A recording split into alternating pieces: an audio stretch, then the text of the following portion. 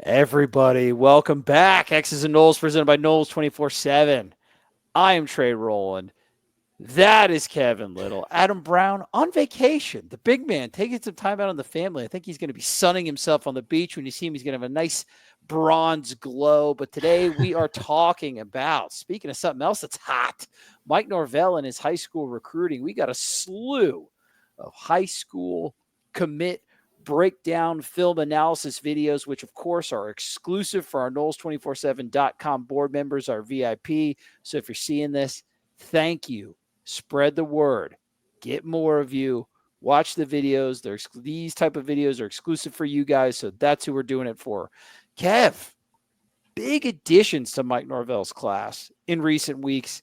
Today, we're going to be talking about two of the most exciting, arguably, in my opinion. We're going to be talking about recently committed four-star defensive lineman Ernest Rankins. And then we're also going to be breaking down the film for the centerpiece, the linchpin of Florida State's recruiting class. That's four-star quarterback from Oklahoma, Jaden O'Neal. Florida State has got their guy. Tony Tokarz, Mike Norvell, Gus Malzahn have their guy. There's been a lot of chatter about, does this guy fit in the Gus offense? Well, Kev, you have been just immersing yourself in the Gus Malzahn offense. Who better than one of the two smartest football guys that I know to tell us, will it fit or will it go down in a fiery train wreck of despair?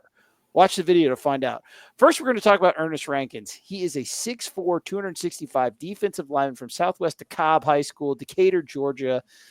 You go to that very, very high ranking on the 24/7 Sports Composite. He is a four-star recruit, about a 95 grade, the 14th best defensive lineman in the country, the 14th best player in the entire state of Georgia, a talent-rich state, 117 national recruit. If you look at 24/7 Sports, that's not the composite profile. They've got him ranked as the 111th player in the country, so a little bit higher at a 92 grade.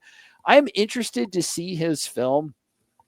Florida State has really started to turn up the heat on a lot of those defensive linemen. We talked about we've talked about multiple of them. We talked about Whitley Cadeau. We talked about Tico Crittenden. We talked about Tank Carrington. It's interesting to see as we watch Rankins' film, Kev, how he fits into that class. At least from how the guys are talking about him on the Bench podcast.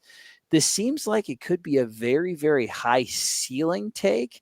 So I want to pay close attention to his frame to see not just the film of what he is now, but what he could be. I'm excited. Have you ever watched this film before, Kev?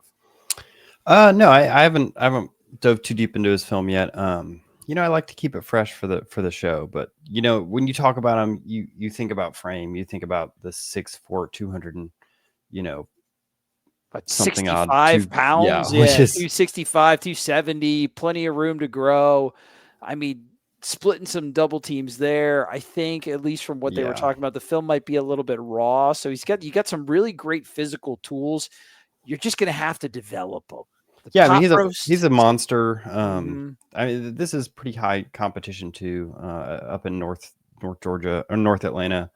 I mean, he just kind of looks like a freak among boys here. I mean, that's the same play. You see they get off. You see this first step.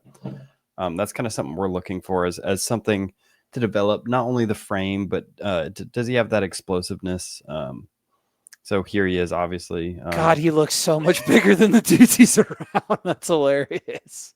He's got a good step off. He gets through the line. I think this team, they're a little outmatching here. Little high coming, like good, gets off the line quick. A little high though, right? Something they're going to have to get out of him. Yeah, I mean that's always going to be a habit that's hard to break, especially as these kids kind of develop some strength in their lower bodies. It's something that comes with it. But I actually think he stays low pretty decently on these first couple reps.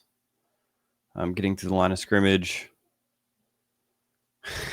Would you like to see some more extension in the hands, though? I mean, he's just battering rams through him. Yeah, like so. Once again, some refinement, but like the power, the physical tools, just how he looks matched up against his competition, man. It's not hard to see who the kid is that FSU got.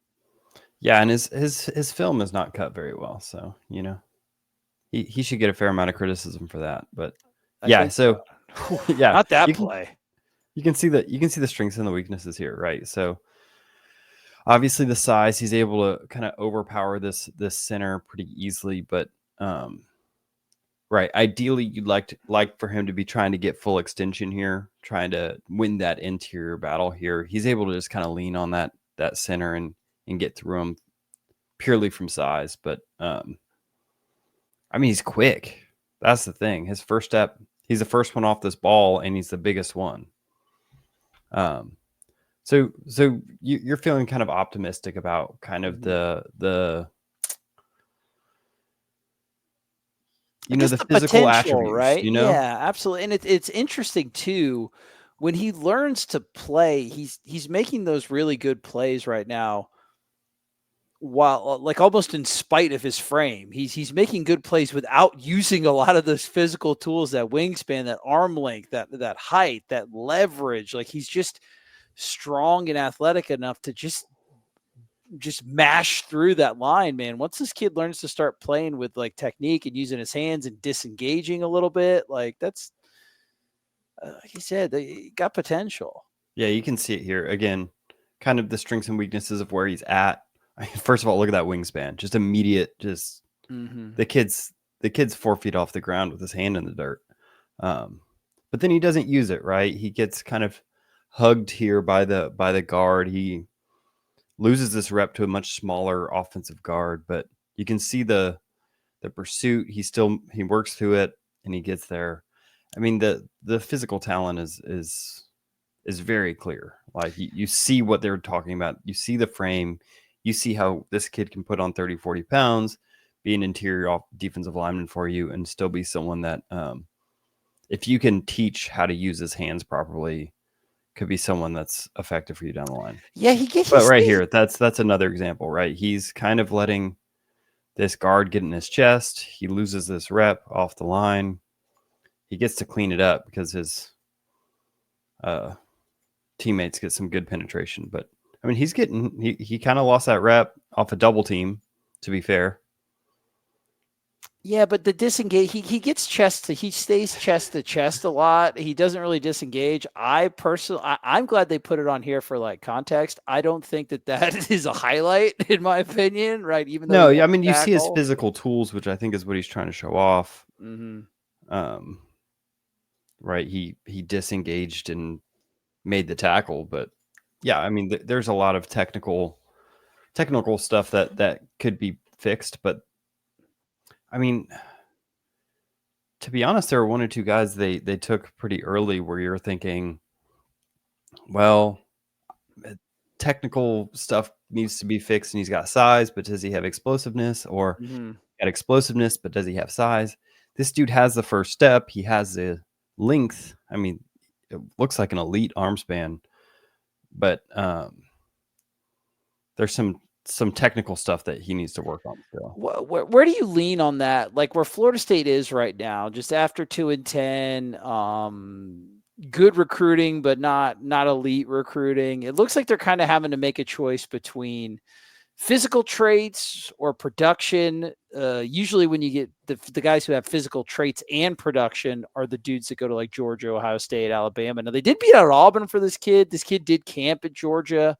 I don't think they brought him in for an official visit. So this guy was getting like high SEC looks. Where do you stand on that, Kev? Would you rather have a guy that has the physical tools that you have to teach the technique, or would you rather have a guy with like proven production that maybe doesn't have the potential to be like an NFL style freak? I mean, it seems like Florida State's kind of playing with both. Carrington might be the one who's more of a finished product in this class. Yeah. The other three are more ceiling takes, in my opinion. Where do you land on the philosophy in general and then how Ernest Rankins fits into that? Yeah, I mean, I like throwing numbers at the problem. I think defensive line is like offensive line in the sense that you can't really predict who's gonna be there. There are certain traits that you look for. There's certain intangibles. You look for arm length. You look for how much can they put on this frame? How much weight can they put on this frame? Because ultimately, mass moves mass. So I like the concept of taking a few guys, especially where you're at, right? Yeah, like you said, you're not gonna be able to just pick up all the 5-star defensive linemen. So get a guy like this. Get a guy that's a 4-star just because of technical issues, and see if you can turn him into something special. Because if you can teach him the right technique, I think you see the traits. You see why he's highly coveted, even though he's losing reps to guys he has no right losing reps to. Yeah, and he's losing them because purely of technique. They're just getting inside of him. Like, he's not extending. You know what I mean? Right. He's not getting there. He's not winning the hand battle. He's not doing all of those little things. But those are little things that are pretty easy to teach in comparison to, lengthening your arms, yeah, enlarging your bones. So yeah, I think it makes a lot of sense in this day and age of the transfer portal too. You get these guys in early. You can kind of evaluate who's someone that's going to be able to develop. You get a year with them. Is this someone you want to invest in the future? You've got, as much as we want to talk about poaching, you do have an upper hand, them already being in your program, them already having a relationship with you. So like, get these guys who could develop and see kind of who does and who doesn't. And the good news about the transfer portal is that, you can always pare down your roster later on. So I think it makes a lot of sense. I like the takes in general. And this one is no different. I think his ceiling's as high as anyone in the class, and that's saying a lot. Yeah, and I guess too, if you're gonna kind of have a more ceiling like heavy class, you do need to throw numbers at it, just with the expectation that one or two of these guys may be bust. But if you hit on like a dude like this, like if you can teach a guy like that to expand and to disengage and use his length and add that 40, 50 pounds or whatever, it's like that. That's a good bet. I think it's a good bet, especially where Florida State is. It's a good bet. A lot of times with some of this film, you have to kind of like, I don't know if that kid looks like his measurements, or it's like, I don't know about that. Like, not for that, dude. The size is there. The athleticism's there. We just got to clean up the technique, and coaches, do your job. Coach and develop. You got a nice piece of, as they say, clay. You got some good building materials there. Build yourself a nice house. Now, let's move on, Kevin, to Jaden O'Neal, Florida State, and quarterback flux ever since the decommitment of Brady Schmagel. They get their guy. Not one of the first three. We actually talked about high school quarterbacks, if you guys remember. And of course you do, because you watch all of our videos, you little subscribers, you. We talked about the first three dudes that they offered. Jaden O'Neal was not in that. It was Keyshawn Henderson, it was Landon Duckworth, and it was Bo Bentley. He was committed to Oklahoma at the time, had been committed to Oklahoma for a year, decommits from Oklahoma after an official visit to Florida State, quickly commits to Florida State, has a bunch of nice things to say. This is a dude, 6'3", 215. He's a 4-star on the composite, 3-star by 24/7 Sports right now. A top 15 QB in the country per the composite. This was a dude that is camped at Florida State. And it seems to me the name of the game with Jaden O'Neal is arm talent, arm talent, arm talent. Apparently he had a really, really great showing at a Florida State camp last year, outshining even some of the other highly ranked dudes in his class that were there throwing. I'm interested to get your take about his film, Kev, and then the fit. It's just the fit, and the Gus Malzahn offense. Are we making too much of it, or is there really a specific archetype that Malzahn needs for his concepts to work? Yeah, I think we can start there before kind of diving too deep into his film, because I think we both kind of know what we're going to see when we get into it. Yeah.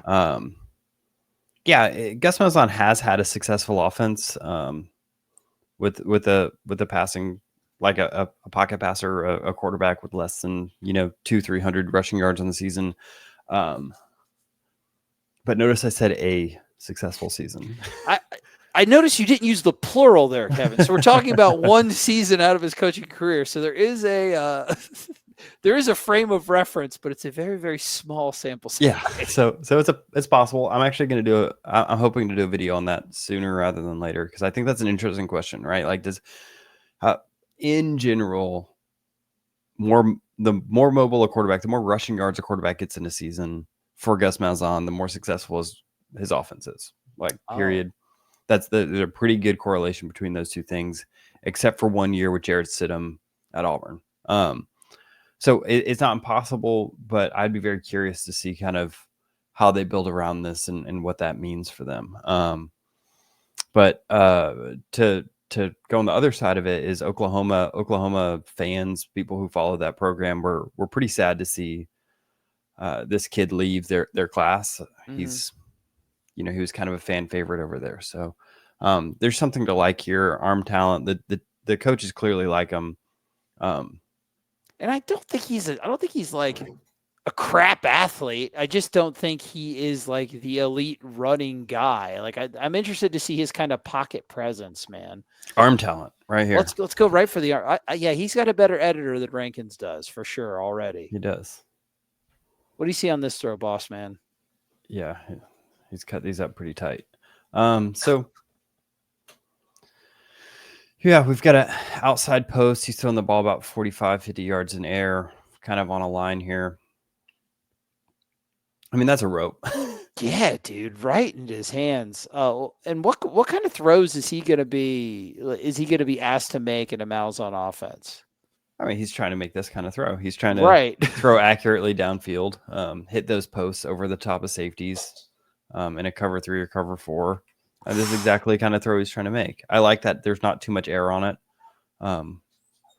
No, for a ball that travels like that, it gets to the receiver pretty quick, dude. It's not lingering in the air like you said, right? Yeah, this is a little underthrown. The first 2 throws were better, which that's not a surprise. But yeah, I mean, the kid's got an arm. I like the release. All these throws. He keeps a wide base, which is fine. There's some debate about that, but he's able to get good enough torque on it. He has a pretty decent release. He doesn't wind up a lot for these throws. Notice he's not even stepping into them, really. I mean, that was a kind of a little step into it, but it seems pretty easy, dude. Like the kid's got a gun, right? Yeah, and I like that these are rhythm throws, right? He kind of knows his mismatch. He knows where he's going to go. It's kind of built in the offense to do this. Got some loft there. Yeah, there's nice a slot touch. fade. You like that, don't you, big man? Yeah, I mean that's been a staple of Mike Norvell's offense ever since he's got here. This little fade here. He's got man coverage here, 1-on-1. He's going to take a shot over the top. Again, nice rhythm throw. Gets the ball on the rope. You'd like to see that a yard or 2 ahead, so the guy can keep going over the top. He throws the ball. It's like a pretty ball. It comes out of his. It's real easy. Everything he's doing looks pretty easy. Like it's not labored effort, right? Like that's very fluid passer. Now the mobility. Okay, the off mentioned mobility. Yeah, so you can see kind of him using his size. I mean, if I were to make a comparison physical traits wise, it would probably be, there's a lot of intangibles that I don't know about that I can't speak to, but physically there's a little Jameis here. Oh, where, he's not fast. Like that's not what he's doing, but he's a bigger dude in the pocket. He can break a tackle or 2, keep his eyes downfield and make a play. I think that's kind of more the mold you're looking at, as opposed to someone who's going to run for 1,000 yards. Right. Like use the strength, use the pocket presence to get broken plays and throw the ball downfield, not to scramble for 20. Yeah. You see on this mobility, he's throwing the ball on every single play. He's a throw first guy, which it can work. It did work that one time with Jared Stidham. So it can and work. Jared Stidham was similar. So Jared Stidham, like if you talk to an Auburn fan, they would probably tell me that he was a mobile quarterback, but he wasn't using his mobility to run.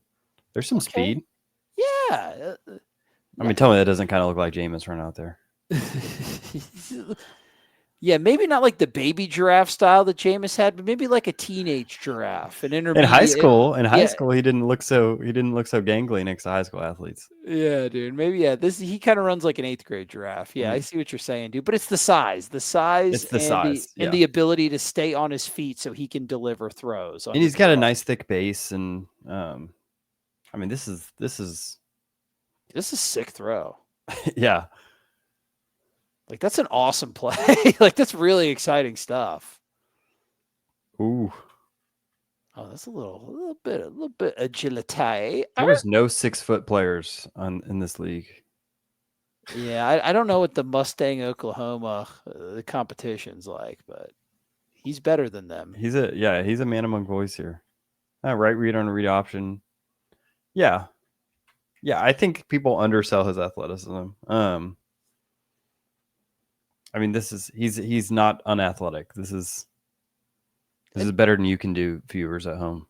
Yeah, I didn't. Yeah, I didn't see statue stuff. Like you said, it's not the Nick Marshall, it's not the John Reese Pumley style of athleticism, but like he's got this arm, dude. Like, and to be able to actually have an effective passing attack, even if you're a run first team, if you're going to run the ball 60% of the time, dude, you better it would still be a lot nicer to hit the accuracy on those deep shots that really open up a defense and open up your running game. It's okay to have a quarterback that can throw in a running offense, right, Kev? Yeah, I mean, yes, exactly. This is, I mean, right here, this is a play action through and through. Good back shoulder throw. I think this is an RPO. I think he's looking at this guy. Mm-hmm. He's going to hit right behind him. So that's how you build a passer, more of a pure passer into, a run first offense. You're actually seeing a lot of the things that Gus wants to do. So you saw the RPO, you saw a bunch of read options in that mobility section, and then you see the shots over the top. That's what they're trying to do. This is a really nice throw, actually. Why do you say that? What about it makes it nice? I want to hear your breakdown. Just where he leaves this, right? So you see this kind of 3-high shell. You've got this bender route, so it's not really a post. It's not really an in. His job is to find space in here. And they do a good job of communicating. He leaves this ball right where it's supposed to be, in between those defenders. So, yeah, some really good throws here. It's funny, man. We kept talking about fit. Maybe Gus was looking at this film and just like, I throw that. I can work with that. Like, maybe he's like hearing this fit conversation from the media, because I'm sure Gus is a Knowles247.com subscriber who knows what his username is. And he's just like, what are you guys talking about? Like, this kid fits fine. He can make the throws I want him to make. Yeah, I mean, this is an RPO. This is very, very typical of Gus's offense. I mean, this is where they make most of their yards. You want to talk about them being inside zone team, but they run inside zone to open up these RPOs, right? Mm-hmm. Like, this is what they're trying to do. And when it comes to the RPO stuff, Kev, rhythm and accuracy and timing are really important. And this kid seems to really have a good natural sense for that, right? Yeah, no, he's the timing on all of these throws. Like, if we just go back to the beginning, notice 1-2 step throw, 1-2 step throw on basically every play.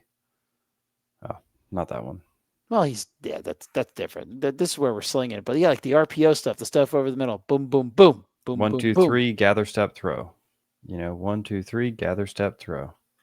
Very, very, very rhythm based. He's very fluid in that. You do see a couple of the off platform throws. That is one thing I'd like to see if you're going to be a pure pocket passer in this day and age. You need to be able to have a quick release option for the screen game. So that's something that's not really shown here, and I know unlikely to do that in a 3-minute highlight tape for your junior season to throw in a couple of screens, but we'd like to see that. Maybe next time, highlight makers. Next time you do quarterback film, just a couple screen plays. Just give me a little title that says quick release, and then maybe a couple of those shortstop turn into screen throws, Hell yeah, dude. Do the cool graphics, put that little circle of fire around your guy. Like, you can jazz it up. Like, Dude can throw the ball, love it. Yeah, man. I like the film, Kev. I mean, there's the things about it where it's like, okay, I get why he's not a 5-star, but I also don't get a lot of the hand wringing. I think a lot of the hand wringing come from, like, Gus Malzahn has to have Nick Marshall, and I mean, there's some data that suggests that that's sort of true, but when you've got a good quarterback, when you got someone with tools, you see what you can do with them, you know? I think so too. I think so. I love the ease. I love the timing. I love the rhythm, the accuracy, where he's putting the ball, like when to Yeah, I have mean, more I touch. like these throws off platform. This is where football lives, right? You can make those rhythm throws, you can make them all day, but can you make this throw when you're off platform, when you're having to move your feet, when you're going to have to resettle? I mean, or do you just collapse, right? How much film have we seen of FSU quarterbacks where they don't include too many of these making plays off platform? And when they're under duress, they look extremely rattled, right? Which has unfortunately Florida State quarterbacks might have been under a little bit too much duress the past couple years, right? That's another conversation. But I'm with you, dude. His head's always looking downfield. He's always looking to make the play. He's got the ability to improvise, and he's a really polished passer. Like Yeah, I think this is someone, this is football. This is modern college football, right? Like, Mhm. we're not in this world of you take a guy and he's going to be your guy for the next 4 years. That's just not the world that we live in college football. You'd like to find that. You'd like to find just a guy that steps in and is your starter his freshman year and just kind of you ride with him, but that just doesn't really happen anymore. So you take a guy like this, you put him in the program, you say you got some tools that we can work with. A couple of our other, 1 and 2s kind of fell through, but we see a lot of potential in you. See how he operates the offense, see how he works with the players around him. And if there's something there, you can tell in practice and you can choose to develop and invest in a certain guy. I think Yeah. he's a guy worth taking that into account for. And I think it really meshes nicely with the first video that we watched on Ernest Rankins. It's like, listen, if you're not taking the no doubt 5-star, which, dude, there's like 30 of them in the entire country, right? They're taking guys with bankable skill sets with either what they can do or what they are physically, and they're just taking a pile of them and they're saying, hey, we're going to we're going to develop them the best that we can. And we're just kind of going to put them through the filter and see who shakes out at the end. And then, like you said, in this era of transfer portal and college football, dude, you're recruiting a quarterback every year. Like, if you can't get the tip of the top, man, get somebody with a bankable skill set that you know that you can count on and see what you can do with the rest. And you'll be surprised at the results. So I'm not as worried about the fit. I can't wait to see that video when it comes out, Kev, about that one season, that one Stidham The year. season. Yeah, the year of the passing Gus. I can't wait. And of course, you guys will see that. Knowles247.com subscribers, Kev. I like it. 2 good takes. Man, I think the next time we're going to be talking, there's a whole bunch of skill talent that I can't wait to look at. Florida State has been on a wide receiver recruiting bonanza in high school, and I'm really excited to take a look at that film. Obviously, our Knowles 24/7 subscribers, the only people who are going to be able to see that. Hopefully, for your sake, Adam will be back, so you have to listen to a little bit less of me. Just listen to the 2 smart guys, Kev and Adam, talk a little bit more. But as always, it has been my pleasure. We love you. Knowles247.com. Keep chopping.